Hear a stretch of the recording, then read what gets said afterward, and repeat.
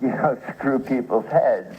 But I was very, it was funny. I mean, later on, I could play music in front of 60,000 people, and I wouldn't be nervous, I'd feel a lot of adrenaline and feel anxious to get going before a show, but I wouldn't feel like with poetry readings when I was, 17 and stuff, I just, so I just wasn't able to do them sometimes. It was very scary.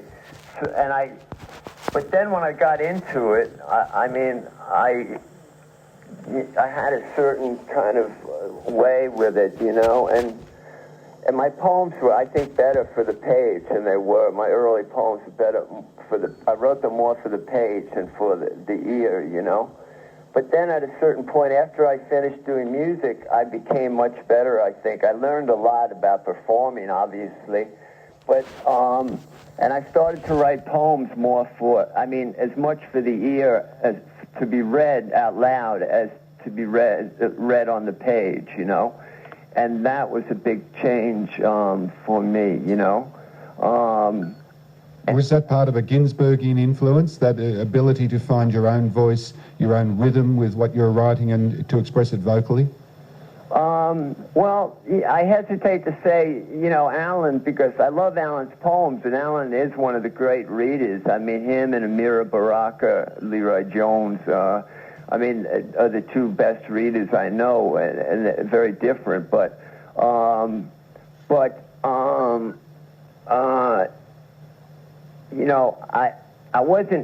always liked the Beatniks poems, but,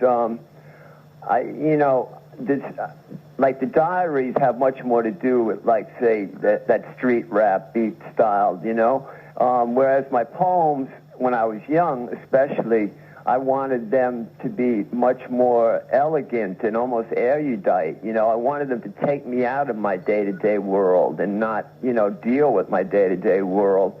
And they were more influenced by Rilke and Apollinaire and John Ashbery than Allen Ginsberg or Jack Kerouac. Look at it. It's all blank. The face in the photograph, too dark for features. But the praying mantis, just so clear. Its forelegs fingering my hair. And it's there in focus on my shoulder. It teaches me my true name. It gives me this message. Do not strike the low chord, lest its vibrations awaken the halls of Maya. It instructs me on the ways when need be to hide. It wakens the serpent inside to throb, to burn. It pulls the arrow from my ear, and it whispers, whispers a last word, what seems the last vapors of a long dream, like Baraka wrote, like James Brown sings, whispers, please, please, please.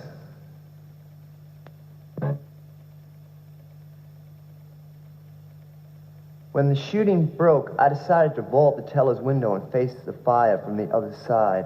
They saw my forearm tightening across the throat of the cashier, Miss Lattimore. And as my Browning was raised to her temple's pulse, they took it back. It all fell dead. With the silence, I felt the distance between my trigger and the man's. I heard the reverberation of the last stray bullet's muffled ring. It moved out through my brain in circles of jagged light, expanding like still water broken by a stone.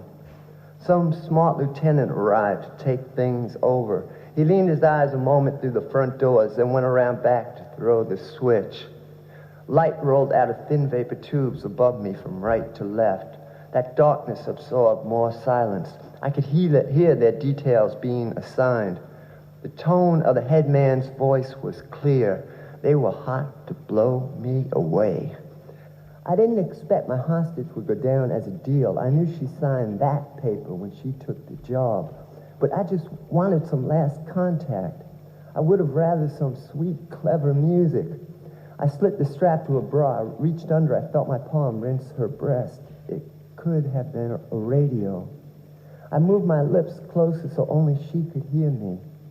It should have been a radio. Whispering, I told her, you see, all my life, the women I have been with, and that's more than you could imagine, really. I always bypassed that breast. I went down, you know. I went to the source. I honestly don't think you're going to die, so don't be afraid. Listen to me. I wanted the thunder on my fingers, on my lips. What are a woman's breasts? Just so much adornment. They lie like some chalice on an altar waiting for adoration, like the writing on the scroll, the handles on the urn, the gold that lines the vessel. I wanted the mystery inside, the thunder and the darkest light. I mean, I feel the sharpness of your nipple. It is flawless. There's no doubt about that. Here, just let me move it over there. Oh, it came out. It's so red. You must be younger than you appear. I know about that kind of thing, really. Once I told this girl she had breasts like bleeding lemons. She thought that was a beautiful thing to say. But what are they? It's just architecture. And where is the wetness? And why are they so white, so terribly white? Whiteness frightens me horribly. When I was 14 years old, I went to my friend's house at the beach in Long Island. The sun there on the sand, I remember it. It was terrible. It's too much whiteness. I couldn't stand it. I stayed in my friend's room for days and listened to music, the Dave Clark Five. His mother and fat sister thought me quite insane. I wanted to teach myself to play the drums. The sister, she was 36 years old and so fat the mother had to tie the laces of her shoes. I hated her and she hated me. But I was just visiting, so it wasn't very fair. One day, I bolted out of the bathroom while she was up to the door listening, and I jammed a pencil into her jaw. She ran away crying about lead poisoning, but you know, you really can't get lead poisoning that way. It's a wives' tale. I know about that kind of thing, really. At night, when the shadows canceled that blinding whiteness, I'd go down to the beach and run because it is important to keep the body well. That's in case they ever come again. You, I'm sure, don't concern yourself much worrying about them, do you? You know, your breasts are like that beach, so white and dry, yet so near to the source, the water, and the motion of the waves. What could ever be more pure? Please allow me to just feel down here. I won't try to sneak anything up the wrong hole. I know that can hurt if you're not used to it. They did it to me. I let them think I didn't really care. But I found a closet down at the end of the cell block, and I hid in it and learned things and made marks on my forearm with a fork I snuck from the cafeteria. You could see here the scars. That's not just an X. That's actually an image of the cross St. Peter died on. They nailed him to it inverted, upside down. He's my patron saint. I know about that. There it is. And it's wet. Is that from fear? Wetness is not whiteness, but it's so dark. Whiteness is the color of death, you know, not black. Wetness is life, the breeder and shaper of life. In the beginning, the sun was black. So all light was absorbed before it had any chance to return. And our dreams, then, were empty. Thank you.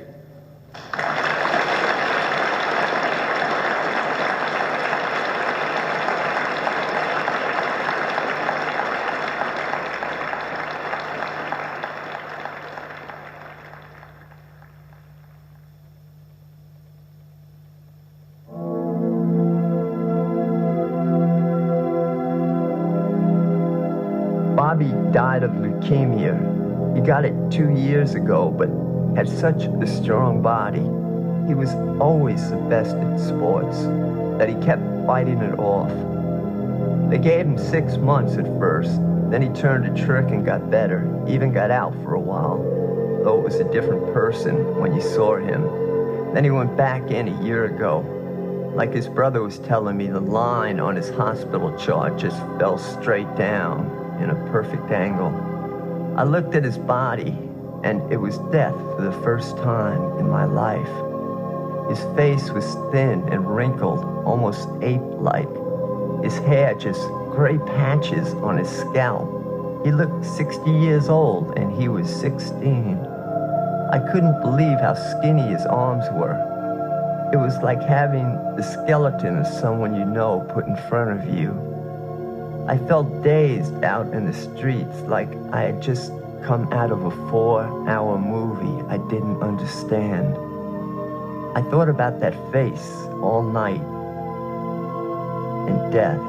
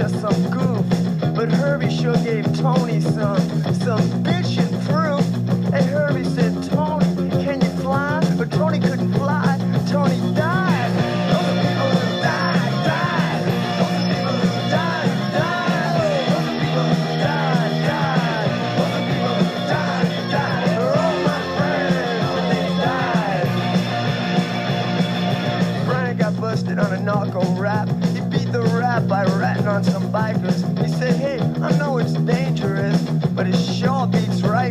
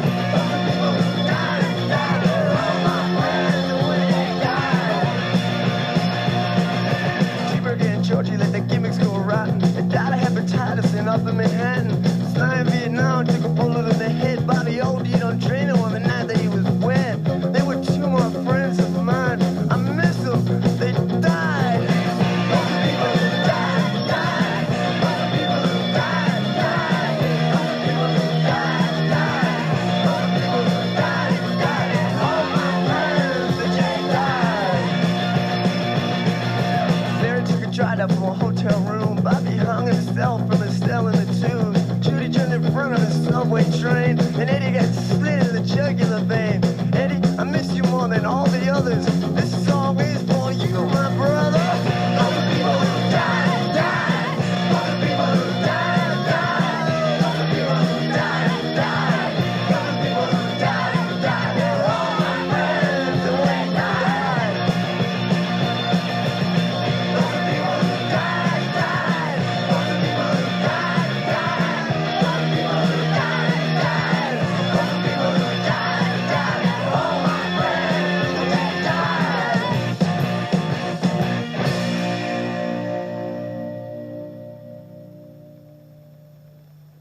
Did you hang out a lot with Leonardo when he was making the film, or did he want to hang out with you to try and sort of, find out more about the person he was going to become on the screen? Well, yeah, I mean, we hung out, yeah, it does, even though I wasn't involved that much, I kind of, I made some suggestions, made some changes and inserts in the screenplay before we started. Once we got started, I had a lot of problems with the director because he was so focused in a techno way on things with the camera work and stuff that he just wasn't hearing what I said about the literary ramifications of what he was doing and stuff. And so that was a problem, but he listened before I started. But even though I wasn't that involved, it does take a lot of psychic energy out of you, But when they're doing that, even going to the set, But, I always, when I was a block away, I'd hear one of the walkie-talkie grips go, Jim Carroll's on the set. They were going to do something different because I was there, Let's make the movie now. What about your cameo? I thought in many ways it... No, to answer your question. Oh, sorry, right. Yeah, we spent, a bunch of whole nights together, in his hotel suite, and just, really, at first he'd ask me certain things, but pretty soon it was just the two of us bullshitting, and I think that's the way, he told me he doesn't really do much research on characters normally, although I did help him, towards the end I was helping him, I was trying to tell him about Rimbaud, because he just finished playing Rimbaud in this movie, Total Eclipse. So, which I thought was interesting. He went from playing me to Rimbaud. That was nice. But, so I was speaking to him about that. I also told him he had to make a choice between playing James Dean in this movie or playing Arthur Rimbaud, and of course I said, I'll do Rimbaud, he's much cooler, man. But the thing is that we really just spend time watching movies all night and talking and bullshitting, And, I think he got a sense of me just through that, He didn't ask specific questions. He did, the only thing I told him is sometimes in certain scenes you should distance yourself from the up and stuff. And, he did that at certain times, but in most cases, he was the action, so he had to, play it straight ahead, so. I thought your cameo echoed William Burroughs in Drugstore Cowboy somewhat. Oh, my bit there? Yeah. Oh, I see. Well, I suppose it did, especially with that fucking makeup they put on me. I looked like old Bill. They put these gobs of makeup all over me. I had another scene, actually, they reshot the first ending, but I had a scene in the first ending where I was tempting Leonardo after the poetry reading to go and do some more junk, at headquarters. And, and in that one, I was much more animated and had to hit marks and stuff. And it was more fun, actually. I was doing my impersonation of David Caruso, this actor, American actor, and it was kind of funny. But that wound up on the cutting room floor. I never even saw the dailies for it or anything. But I think I like that scene, you know. I hated the makeup, the way they put it on me, you know, and stuff. I think in one magazine here they said it looked like, if nothing else was a cautionary tale about this book, just seeing Jim Carroll on screen was, because he looked like he'd been exhumed from the fucking dead. But I liked, having that little rap to do, because, well, it was difficult, too, because I had to, like, cook up at the same time as I was talking and telling the story, you know. And, you know, when you're cooking up and, you know, you don't really tell stories, man. I mean, it's you might spill your shot. So you don't really do that, so it was difficult to do.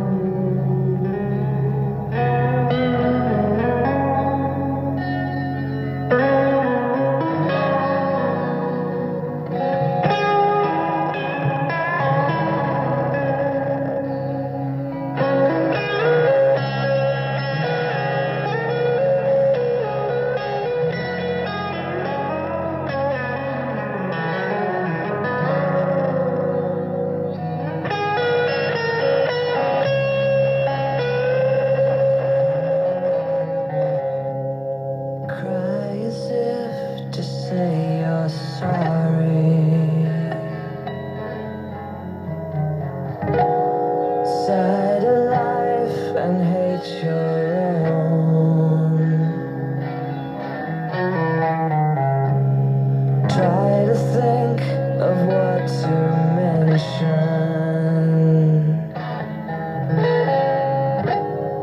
Leave the television on. And please be strong. You don't know it, but you're coming right along. Please be strong. You don't know it, but you're coming right along. Coming right along. Coming right along.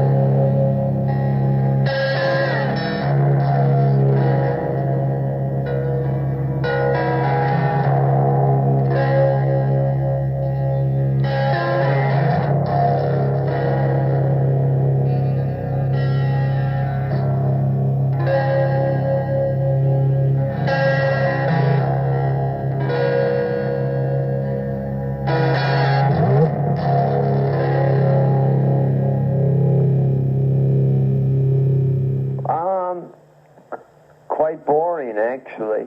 I don't take drugs. I can't even smoke grass anymore. I mean, I talk in the book Forced Entries about going to California and being in this kind of recluse period, which led to me getting into music then. But that's when I got off I got on methadone and got off heroin and got off from there. But now I can't even smoke grass, and I wish I could, because I like smoking grass, But it just, in New York, if I lived in a small town where the pace was slower, it would be all right. But here, I always think somebody's going to call, or somebody's going to blow my head by calling up and telling me, there's 5 people are coming up to your apartment any second, with a secret message or something. I don't know. But, I mean, I just get paranoid in New York smoking grass, so I can't. So I can't do anything, man. I work a lot, and I'm almost beyond being reclusive. I'm isolated, which is, reclusive is okay, but isolation is bad. And I live way away from the downtown scene. I live in the other end of Manhattan. I'm actually thinking of moving back downtown, because there is some energy down there on the scene that I could use. But, I go out and do poetry readings at colleges and at clubs, since people know me through music, I could do the readings at rock clubs, and I could do them at colleges, and otherwise, there's certain old friends Lou Reed and well, actually, I hadn't seen Patti Smith for quite a while, but we just did a reading together in Seattle, about a week and a half ago. It was really wonderful. It was at the Opera House. It was so elegant. But I go out and do poetry readings. Now that the college is starting, I have a whole bunch that I have to do, and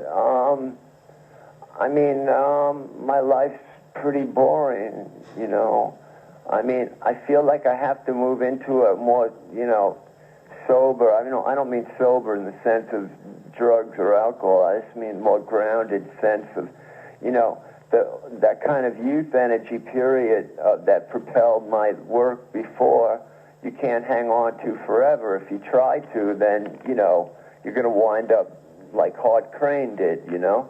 So I feel like I have to move into this more, you know, like slow period where I'm just on a regular working schedule every day working on these novels. Like that youth energy still grabs at me, like I say, in the form of rock and roll, doing a record and things like that. But I don't want to do a record just for the sake of doing one, man, because, you know, that's like the wrong reason. I want to do it because I have new songs and, you know, I like them, you know. But, you know, I like to think that, you know, the ideas for the novels were a real gift, and I don't want to screw that up, because I think my best work is ahead of me. You know, I mean, to me, I mean, it's funny that I'm talking about the Basketball Diaries movie to you, but I was just up at the Toronto Film Festival because these people made a very low budget, like, you know, about $500,000 movie out of this a short story that's in my latest book. The book's called Fear of Dreaming. It's like it's selected poems, but in a kind of in some strange way, in the new section of new poems, it has one short story in it that my editor liked very much, so he decided to put it in. So they made a movie from this short story, Curtis's Charm, and it did remarkably well at the film festival. So, and it's going to play here in New York this week, actually. So I got to see, I was, you know, there thinking about that movie all day today, because I just got back from seeing it there. So, you know, the Basketball Diaries, I wrote that book a very long time ago, you know. I like the performances in the movie. I mean, I really like it. I think there's certain things missing from the book that are not in the movie, like a lot of the humor of the book, a lot of the self-depreciating humor. But, I mean, you know, they have to tie things together, you know, at the end. So, you know, he's either got to get straight or he's got to die at the end. Actually, it might have been better. And it certainly would have been more interesting if they killed me off at the end. Then that would have been an interesting metaphysical debacle for me to deal with. Then I'd be dead, really.